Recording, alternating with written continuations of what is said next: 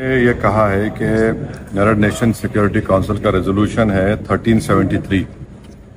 उसमें ये खास तौर से कहा गया कि कोई स्टेट क्रिमिनलाइजेशन को फाइनेंस ना करे और किसी भी तरीके से टेररिज्म को सपोर्ट ना करे, सेफ हेवन ना दे।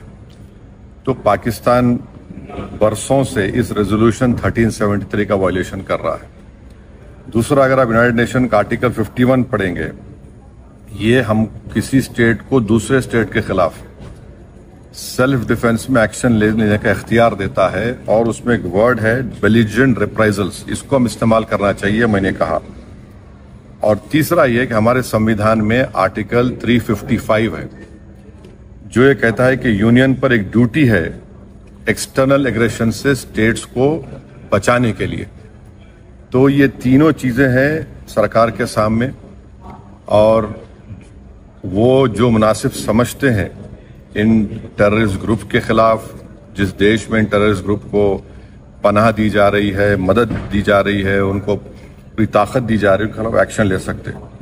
चौथी बात यह है कि इंटरनेशनल लॉ इस बात की इजाजत देता है कि हम नेवल और एयर ब्लॉकेट करें पाकिस्तान के सेल्फ डिफेंस में और सैंक्शंस लगाएं पाकिस्तान के ऊपर, खास तौर से आर्म्स सेल्स में।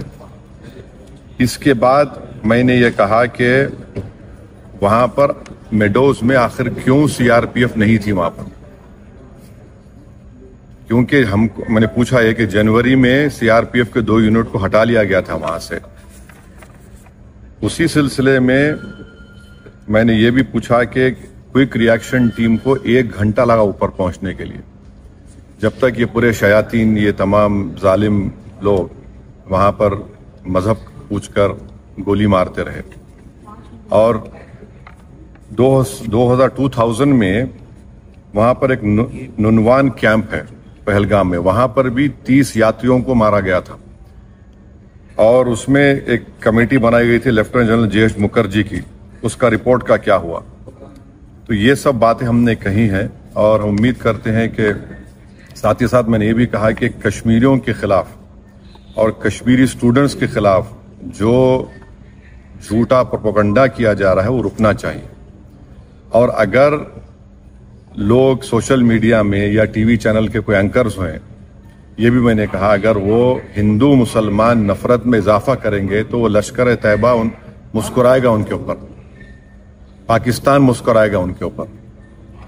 आप इस तरह से किसी एक समुदाय को, जो इस बाइज्जत इस मुल्क के शहरी हैं और मुसलमानों का इससे कोई ताल्लुक है ना कभी रहेगा, यकीनन हम मान रहे कि इन दहशतगर्दों ने किसी का रिलीजन पूछकर उनकी जान ली, वो कंडेमनेबल है, मेरे पास तो अल्फाज भी नहीं है। मगर अगर आप उसके जवाब में अगर यह करेंगे तो फिर हम उन लोगों को ताकत बख्श देंगे जो इन्होंने इस तरह का टेररिज्म किया। अब ये सरकार के ऊपर है और हमने इंडस वाटर ट्रीटी के बारे में कहा कि बहुत अच्छी चीज है कि हम नहीं बोल दिए, मगर आप बताइए हम पानी कहाँ रखेंगे? पानी तो कहीं रखना पड़ेगा ना आपको।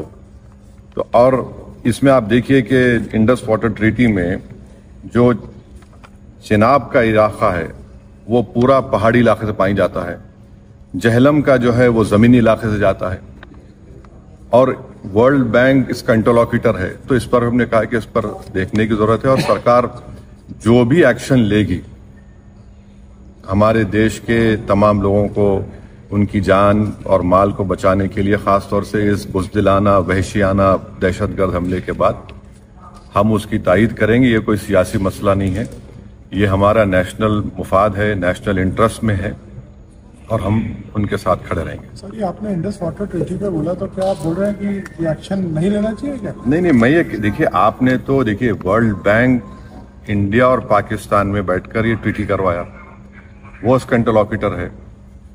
भाई पानी को कहाँ रखेंगे आप? अच्छा है, आपने अच्छा स्टेप लिया, मानते हैं, पानी कहाँ रखेंगे आप? अब भाई डैम बनाइए ना।